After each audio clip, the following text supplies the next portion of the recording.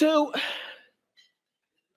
let's talk about where we are as church and where we are as the people of God and what is happening to us and how we are supposed to think about all of these things. Because you'd have to have your eyes shut and your fingers in your ears and be paying absolutely no attention to know that people aren't going to church the way they used to go to church. By the way, they're not going to synagogue the way they used to go to synagogue. By the way, they're not going to mosque the way they used to go to mosque. By the way, they are not joining Scouts, the Rotary Club, bowling, any of the kinds of joining leagues that we used to do. People are not doing that the way they used to do it. And that started decades before pandemic. Decades before pandemic.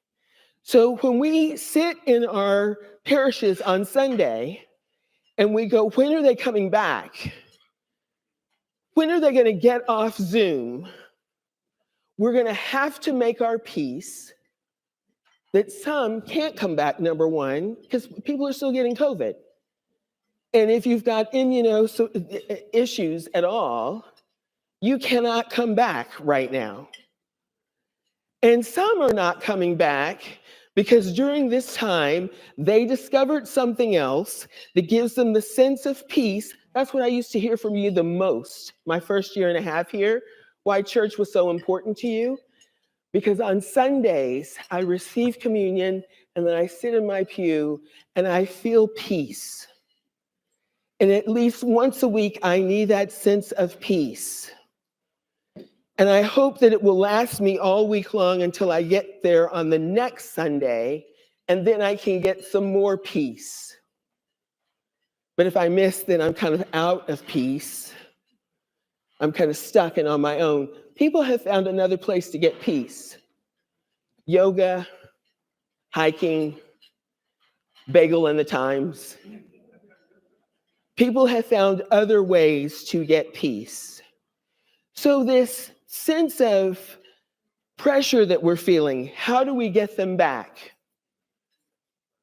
What do we need to do? What's the right program? What's the right preacher?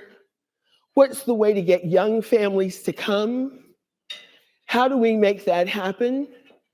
We need to let that go. We simply need to let that go. God is already doing something in the church. Some things are dying. Some things are dying so something new can come into being. It's a resurrection story that we are in the middle of. You cannot have resurrection if something old or dying does not go away. You cannot have Jesus without resurrection. You cannot have the transformation without resurrection. We cannot get to the new church without resurrection. And everything we need to be that new church, God has already put in our hands. We have been experiencing it over these last 3 years. We have been experiencing it. People keep asking me, well, when are you going to give us the vision? When are you going to fix the churches? It's usually someone very sweet that's saying it to me. They don't push like that. They kind of hold my hand and say, I'm waiting for you to fix our churches. They're very sweet about the whole thing. People keep wanting that from me, and I am looking around us and saying, God's already doing it. We have to open our eyes and see the part that God is doing. 3 things. Christ.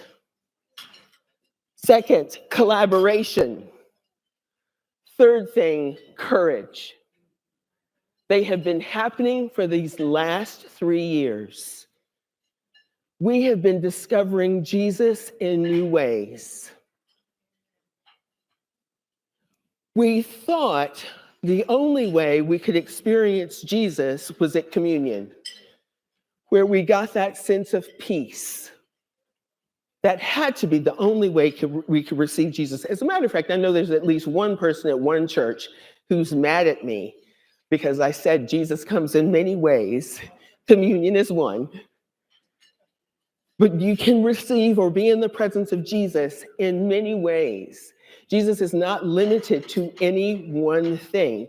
Now, we might want to limit our experience of Jesus, but that does not mean Jesus is limited because we have just tried to define who Jesus is. But we've had an experience of Christ over these 3 years. I want to remind you of some things. I have them written down and my glasses on so that I could actually read them. One of the things that you did, everyone in this room in some way, helped to keep the clergy of the Diocese of Newark alive these 3 years. There are story after story that clergy shared with me and that I know about, where members of congregations said, do not come to the hospital, do not come to our home. We can do this on FaceTime or on Zoom. You can say the prayers, they count still. We do not want you to put your family at risk. We only lost one clergy person to a COVID-related illness in these 3 years.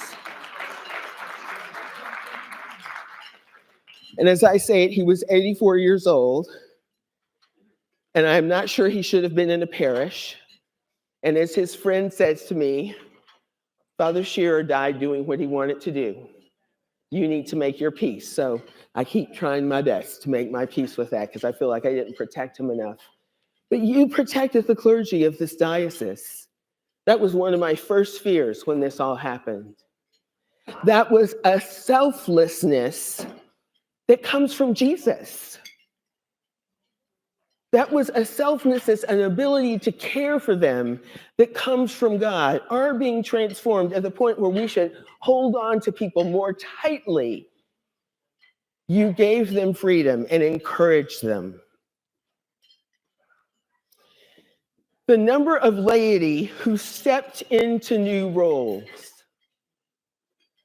How many people, raise your hand, if you've been leading the daily office, any part of it, morning prayer, noonday prayer, evening prayer, if you keep your hand up, if you go to a parish where a lay person is leading those services, also raise your hand.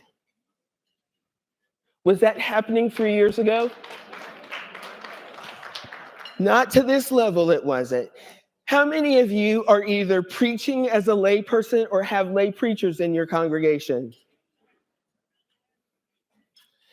How many of you have lay people who have been taking the lead with pastoral care in these 3 years? Who've been calling people, visiting people in hospitals, taking communion home to them?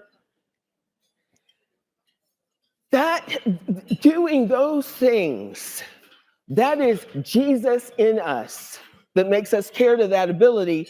And for a person who's never done those things, that takes courage. It takes courage to step into something new. Every time a person preaches every person that preaches for the first time preaches scared. They are convinced that they're going to say it wrong. They're convinced that people aren't going to like it.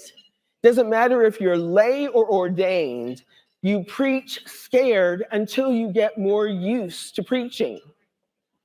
It takes time to get that way. That was courage that was happening. I'm really also aware, and it's rare that I name people because I think everybody is doing something really wonderful in this diocese.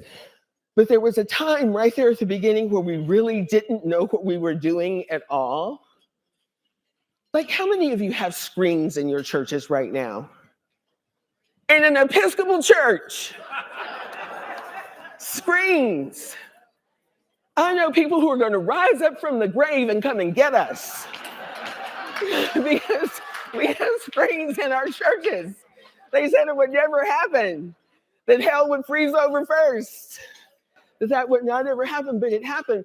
But in those days, we really and truly did not know what we were doing.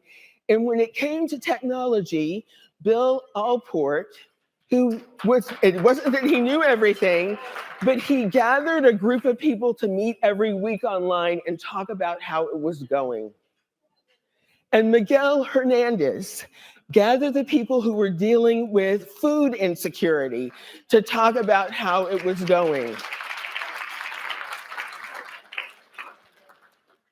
And Mark Collins gathered the people to talk about schools and how it was going. And suddenly, we weren't trying to figure out technology on our own. We weren't trying to figure out food insecurity on our own. We weren't trying to figure out schools on our own. We were collaborating. We were in it together. We were figuring it out together. And it is less scary together. And you discover things together. It's easier to be creative when you're creative with a group. And I love at one point, I don't know if this is still happening, but at one point when food was so tight, the food banks were not able to get food out to where they needed to get to. But our food pantries would communicate with each other. And one would call one and say, listen, I have no diapers. And they say, we have extra diapers. We also have chicken we don't need. Could you use some chicken with the diapers? And food got where it needed to get across the diocese because we were in collaboration. I want to talk about funding.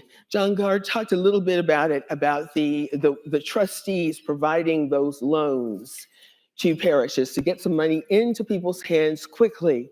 I also want to talk about the folks who steward the March Christie Fund and the grants for that fund that made the decision that it would be helpful to put money into the hands of parishes so that they could buy the AV equipment that they needed to get. That was courageous. Sometimes we can be very funny about money in the Episcopal Church. We are generous, generous, generous until we think you're spending it the wrong way. Or we don't like how you're doing it. Or that money was dedicated to Project X and you just moved it over to Y. And this was definitely one of those situations. And they had the courage to say, we're going to expand the parameters of this grant to help parishes get the equipment that they need to do ministry online. It's got to happen now, it's got to happen fast. And they made it happen. Can I talk about musicians? How many of you in these 3 years had a musician that was sending music either online to you to learn or a tape for you to learn so that you could join in singing for the rest of the congregation? How many of you keep your hands in the air, how many, let's add to that, had a musician who created a video of singing that they would put out to everybody? And then how many of you took part there was a diocesan-wide video that happened. We had people singing from different congregations. I think that was for Easter one year. Again, collaboration, working with each other, doing things that we had not done before. It takes courage to step into things. I think the place where we've seen our courage the most certainly, is around the troubles that we have experienced with racism, with white supremacy, with gun violence, with police brutality, and with anti-Semitism. These kind of growing concerns, there's so many that you can get to a place where you think, what difference can I make? What difference can my parish make? It's happening so much, I don't have enough energy to keep carrying, that we have compassion fatigue, that we're tired. This has gone on a very long time. Enough is enough. I tried, I did my book study, I took sacred ground, and it's still happening. I have my orange ribbon or my orange stole, and it's still happening. I make sure that I touch base with the local synagogue and that the rabbi there knows that they have my support, and it's still happening. And it takes courage to stand in the midst of it still happening and ask ourselves and ask God, and what will you have me do now? What will you have me do next? To continue to show up. Because for the people that these things are happening to, they don't get to take a day off. I can't take a day off from my Black skin.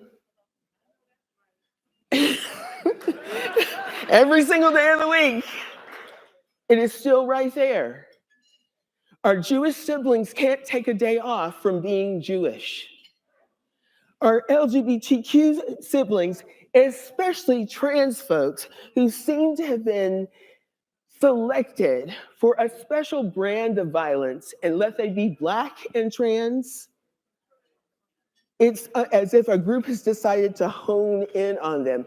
They don't get to take a day off. And until they get to the place where they can take a day off, we don't get a day off. We keep on going.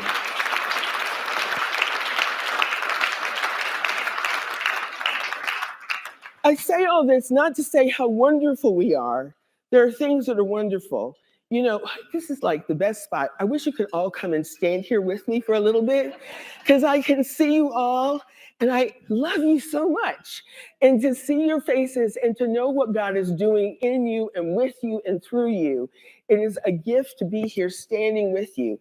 I think you're wonderful, but it doesn't mean we get everything right. And it doesn't mean there's not work for us to do. So I say all these things, I remind us of all these things, not just because I think you're so wonderful, but because I am convinced God is already changing us and changing the church. It is already happening. Recognize this, friends. Jesus has been walking with us. We have gone from being a church who looked to church as a place to receive our peace only. And the thing that people say to me so often now is, when I leave church, I feel ready to face what is out there. I feel strong, I feel confident, I feel ready to face what is out there. That is a very different thing than coming to church for peace. Listen, so for the person who's going, my life is hell and she just took my peace away. I'm not trying to take your peace away. I want you to have that sense of peace. But there is a greater sense of peace when we are confident that Christ is changing the world around us by moving through us. That's a kind of peace that is priceless. We already have that. You already have been collaborating with each other. It is just like Chip Stokes just said, it is the future, not just for the church, but for everybody. We will have to be in collaboration with each other. Go back to those geese again that we were talking about. Figure out your spot in the V formation. And remember that we are always lifting each other up. We're always getting that little bit of assist from the velocity and the speed of the person in front of us, along with us. And somebody is going to be the lead goose for a while, but they're going to get tired, and then someone else will move into that position. That's what happens when we collaborate. I'm going to say something. I'm going to ready to go Baptist on you, and I've never been Baptist in my life, ever. I pride myself on that. Well, think of the country I was born in. Now I was proud of being an Episcopalian in Fort Worth, Texas.